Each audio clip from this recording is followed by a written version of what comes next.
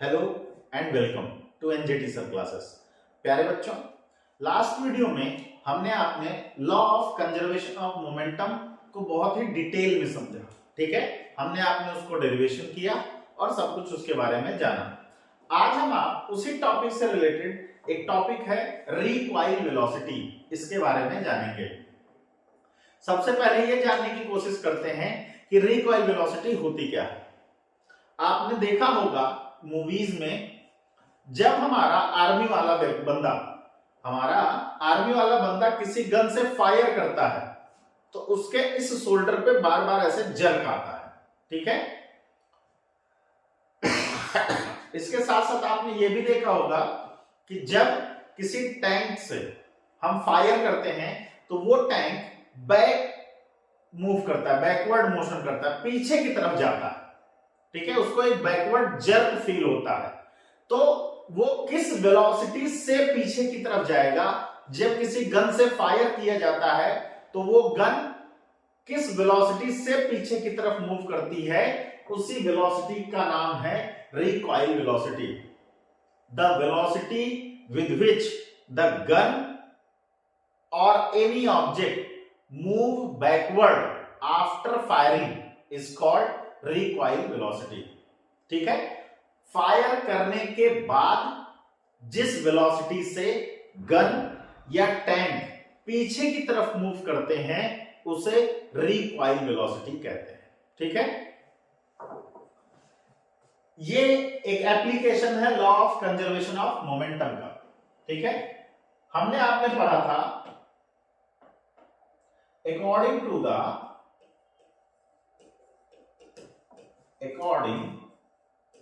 to the law of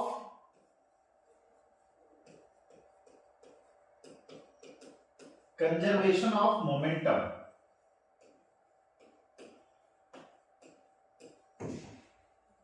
according to the law of conservation of momentum हमने आपने पढ़ा था m1 u1 plus m2 u2 must be equals to m1 v1 plus m2 v2। मतलब total momentum before collision must be equal to the total momentum after collision.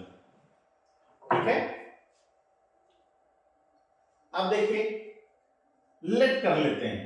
Late ऐसे late नहीं करते हैं, यहीं पर m1 क्या है? m1 है बेटे mass of gun, mass of gun. m2 क्या है? Mass of bullet, mass of bullet, mass of बंदूक और मास ऑफ गोली। m1 क्या है? मास ऑफ गन है, m2 मास ऑफ बुलेट है। u1 क्या है? u1 velocity of gun, velocity of gun कब? Before fire, before firing. ठीक, u2 क्या है? ये है बेटे वेलोसिटी ऑफ बुलेट कब? Before fire. ठीक है, बिफोर फायर। अब आगे बढ़ते हैं। अब देखिए V1 M1 M2 पता है, मास M1 क्या है? मास ऑफ गन और M2 क्या है? Mass of bullet. V1 क्या है? वेलोसिटी ऑफ गन,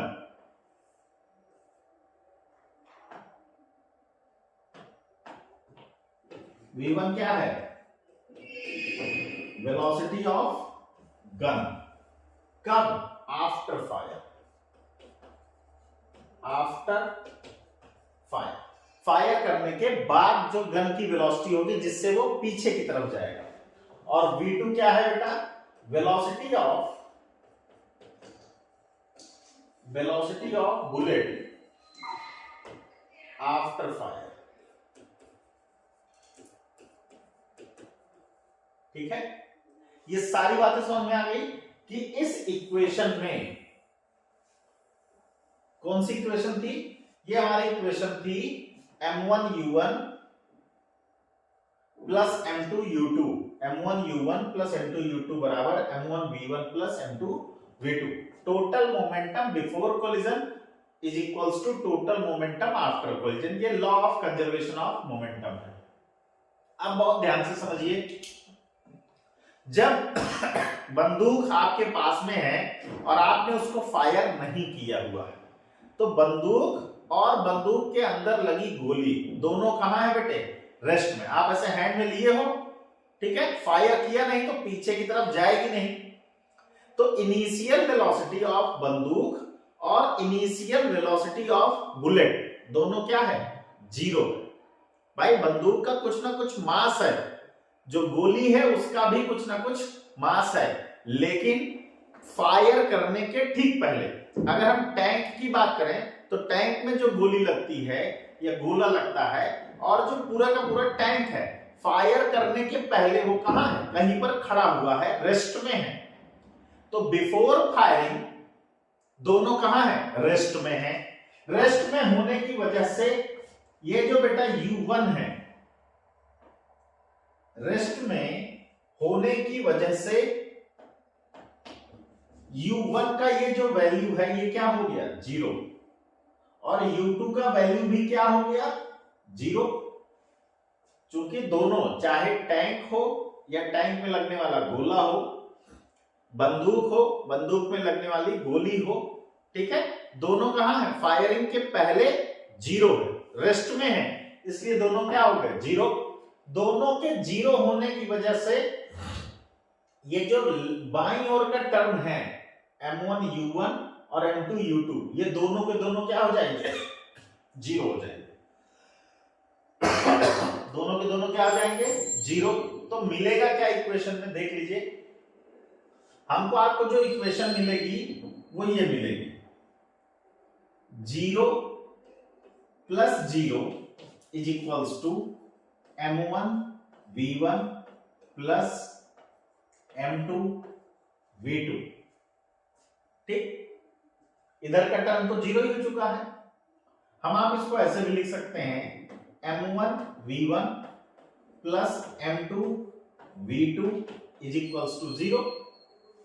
इस वाले टर्म को उस तरफ शिफ्ट कर देते हैं, m1v1 is equals to minus of m2v2। ठीक है, इस m1 को नीचे ले आते हैं तो क्या मिलेगा? v1 is equals to minus का m2 upon m1 into v2। और यही हमारी क्या है? डिजायर्ड इक्वेशन है। यही हमारी क्या है बेटे? डिजायर्ड इक्वेशन है, जहां